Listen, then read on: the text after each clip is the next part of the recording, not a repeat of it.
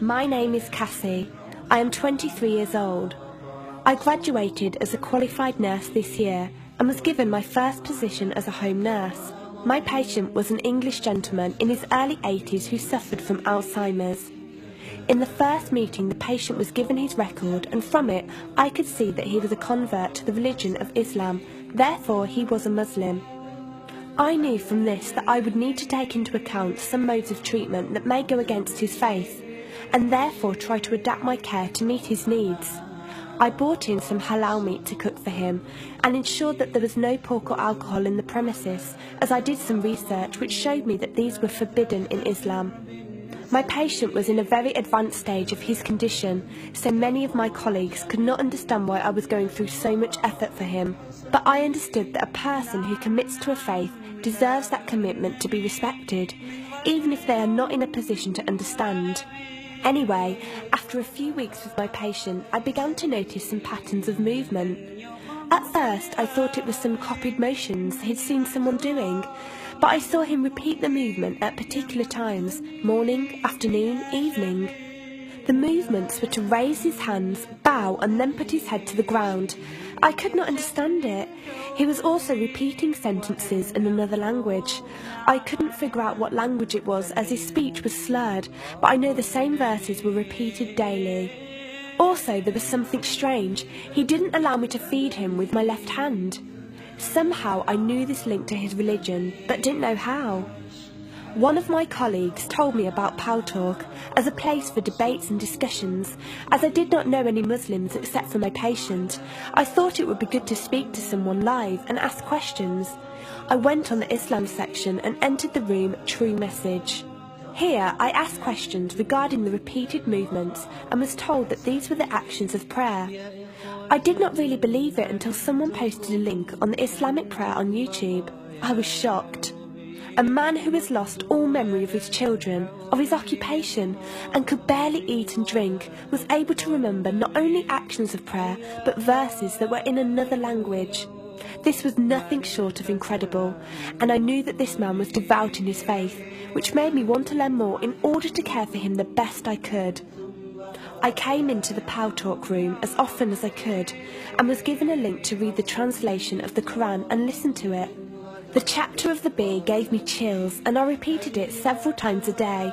I saved a recording of the Quran on my iPod and gave it to my patient to listen to. He was smiling and crying, and in reading the translation I could see why. I applied what I gained from Paltalk to care for my patient, but gradually found myself coming to the room to find answers for myself. I never really took the time to look at my life. I never knew my father. My mother died when I was 3. Me and my brother were raised by our grandparents who died 4 years ago, so now it's just the two of us. But despite all this loss, I always thought I was happy, content. It was only after spending time with my patient that I felt like I was missing something. I was missing that sense of peace and tranquility my patient, even through suffering, felt. I wanted that sense of belonging and a part of something that he felt, even with no one around him. I was given a list of mosques in my area by a lady on Paltalk and went down to visit one. I watched the prayer and could not hold back my tears. I felt drawn to the mosque every day, and the imam and his wife would give me books and tapes to welcome any questions I had. Every question I asked at the mosque and on Paltalk was answered with such clarity and depth that could do nothing but accept them.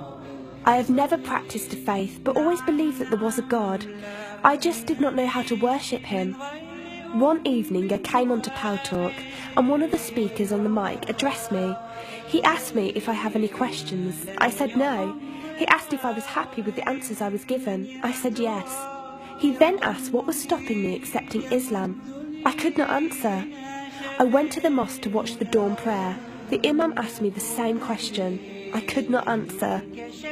I then went to tend to my patient. I was feeding him, and as I looked into his eyes, I just realised he was brought to me for a reason, and the only thing stopping me from accepting was fear. Not fear in the sense of something bad, but fear of accepting something good and thinking that I was not worthy like this man. That afternoon I went to the mosque and asked the imam if I could say my declaration of faith, the Shahada. There is no God except Allah. Muhammad is Allah's messenger. He helped me through it and guided me through what I needed to do next. I cannot explain the feeling I felt when I said it. It was like someone woke me up from sleep and sees everything more clearly. The feeling was overwhelming joy, clarity, and most of all, peace. The first person I told was not my brother, but my patient. I went to him, and before I even opened my mouth, he cried and smiled at me. I broke down in front of him. I owed him so much. I came home and logged onto Paltalk and repeated the Shahada for the room. They all helped me so much, and even though I had never seen a single one of them, they felt closer to me than my own brother. I did eventually call my brother to tell him, and although he wasn't happy, he supported me and said he would be there. I couldn't ask for any more. After my first week as a Muslim, my patient passed away in his sleep while I was caring for him. Inna lillahi wa inna ilaihi raji'un. He died a peaceful death, and I was the only person with him. He was like the father I never had, and he was my doorway to Islam. From the day of my Shahada to this very day, and for every day for as long as I live, I will pray that Allah shows mercy on him and grant him every good deed I perform in the tenfold. I loved him for the sake of Allah, and I pray each night to become an atom's weight of the Muslim he was. Islam is a religion with an open door. It is there for those who want to enter it. Verily, Allah is the most merciful, most kind.